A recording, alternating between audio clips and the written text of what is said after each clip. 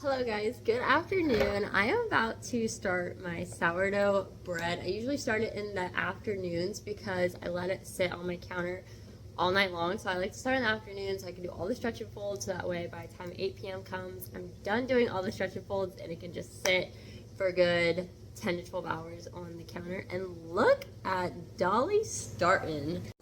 Look at this goodness, y'all.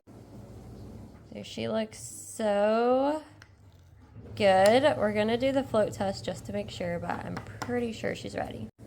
I am so happy. Okay, so the float test, basically you get some water, you pour a little bit in, and if it floats, it's good, it's active, it's ready to bake. If it sinks, it's not quite ready. So, drum roll please.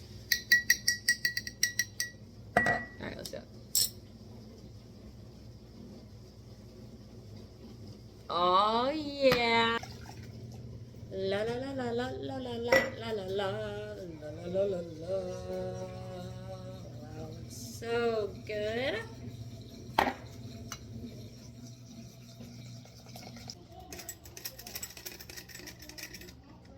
I always like to use my hands just because, one, I don't have a bread whisk.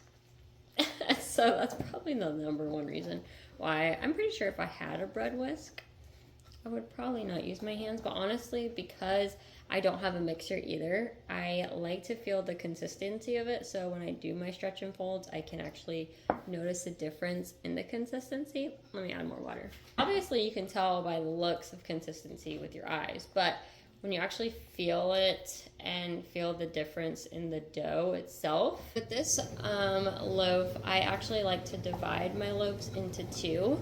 Instead of making like a massive one, I like to make two medium-sized ones. So one of them is actually going to be a pepperoni and cheese loaf. You stuff it with pepperonis and mozzarella cheese, and then like cut it into like little pizza slices after you bake it, and then you can dip it in like marinara sauce. So that is going to be one of these loaves. And then the other loaf, I might just leave plain, or I might put chocolate chips in it because the chocolate chip loaf was so good.